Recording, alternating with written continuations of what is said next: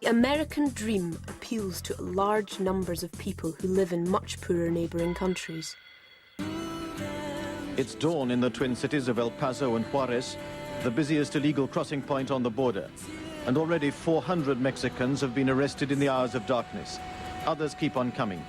Their way across the Rio Grande, deeper and more turbulent than usual at this time of year. And that's only the first of the obstacles facing them. There's a border fence they have to get through or round, and on the other side, the American Border Patrol is waiting and watching.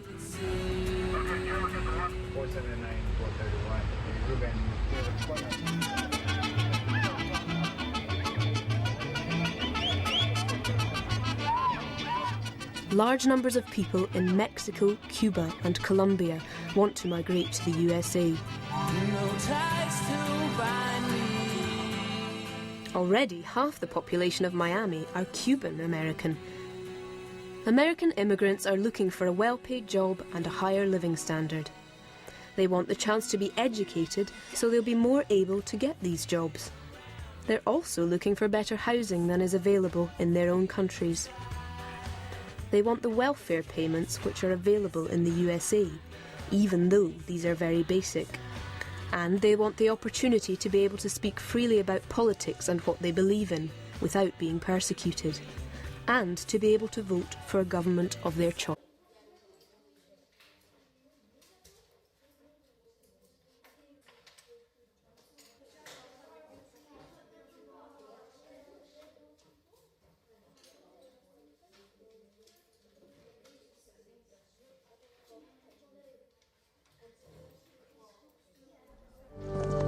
America, land of the free and home of the brave. America, the land of the migrant. Today's migrants come from all corners of the globe, but here in Texas, they come from Colombia, Guatemala, El Salvador, and of course, Mexico. In the U.S., they are referred to as Hispanics because their ancestors were from Spain, and their native language is Spanish. For many Hispanic immigrants, their gateway to America is here, El Paso, Texas. Behind me is Ciudad Juarez, Mexico. The two cities lay side by side with only a river and high fences separating them. Two countries, two cultures, and two languages makes life on the border a rich mixture of the American and Hispanic experience. More than 1 million undocumented immigrants cross the border each year. Julio and his family have recently arrived from Mexico after an eventful illegal crossing. Our goal was to come to the U.S. and have our unborn child here. We got to the point of having to pay a coyote, someone who charges a certain amount of money to get you across the border illegally. But the smugglers betrayed us and abandoned us in the middle of a mountain where we didn't know our way. That's how my wife and I were forced to find the way to the U.S. on our own. While we were crossing the mountain, it began to rain, and my son was soaked and my wife was slipping on the rocks. The risk was far great for my pregnant wife, my son, and myself. Out of desperation, we decided to turn ourselves into the Border Patrol. But thank God, we found the Border Patrol agent as he was sleeping in his car. So we took advantage of the situation and crossed without being discovered. Julio and his wife sold all their belongings to pay the coyote or smuggler. They arrived only a few weeks before the baby was born. Fortunately, they found refuge at the Annunciation House, a shelter for undocumented Hispanic families founded by a religious organization and supported by local donations. We feel truly happy because our greatest hope was to make it all the way over here and have our baby born in the U.S. The care that my wife received was very good. The cost was about $2,025. We had to make a payment of $150 up front. Later, we were told about the Medicare program, which could help cover the cost for the baby and the mother. With that, we were eligible for a discount, and we only had to take care of medications for my wife and the days she was in the hospital. The costs associated with the baby are free. In my country, we don't have this kind of support, which is why we are happy and we feel we are reaching the American dream. To tell you the truth, we are in the U.S. because in Mexico, economic prosperity does not exist for us. If it did, I would not have to move away from Mexico. My family is from there, and my way of life. If things were the same over there as they are here in the U.S., then there would be no sense in coming. What I can offer the U.S. is my labor, and if someday I could support the country by going to war, well, I would do it because I am living here and because I am part of the U.S., even though I don't have any papers.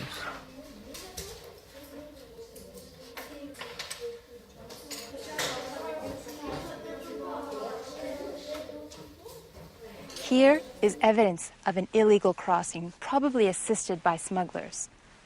Desperate people take desperate measures. The more imaginative and innovative the migrants are about finding ways to cross the border, the more determined and diligent the Border Patrol are to outwit them.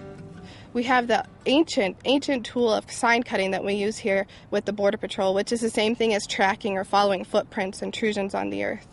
We were following some foot sign at one time, and we noticed that it happened to be pig hooves.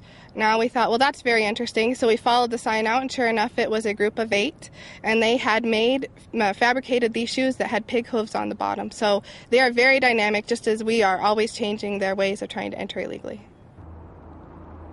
Here in the El Paso sector, we do have quite a bit of narcotics smuggling as well as the human trafficking going on.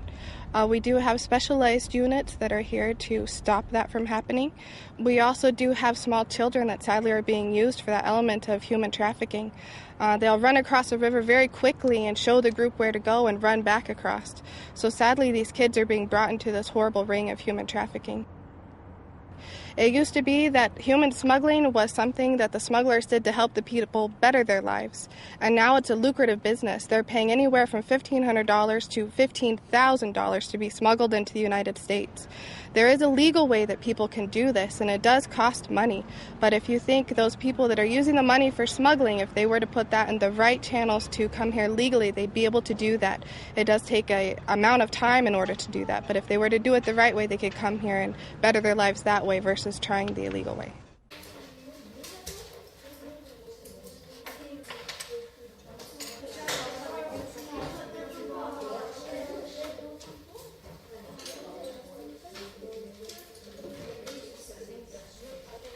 Many Americans are beginning to question the volume of new immigrants.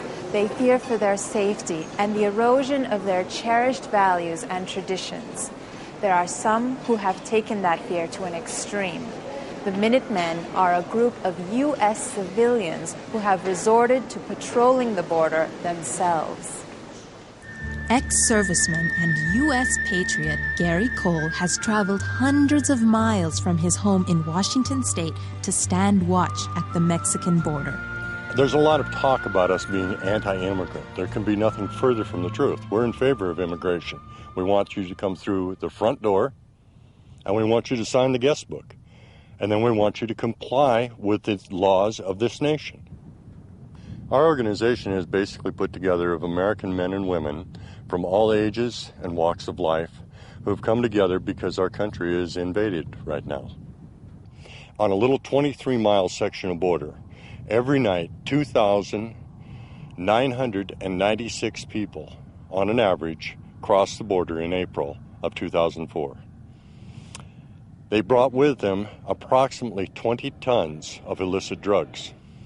When the Minutemen came to that very same section of border in 2005, we brought it down to less than 100 people crossing that border.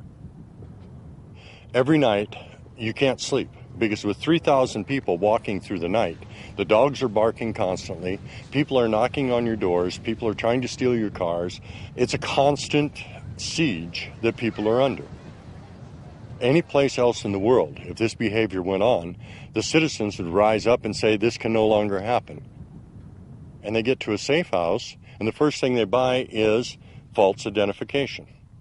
If I go out and buy one of those false identification packages, and I use it, I can be in prison down in Guantanamo Bay as a domestic terrorist. But people who come into this country illegally and are caught with all that false identification and proof they've been using it are never prosecuted in any way for having that false identification. What should Mr. Bush be doing? He should be sitting in a box right now answering charges of treason because his acts have been treasonous.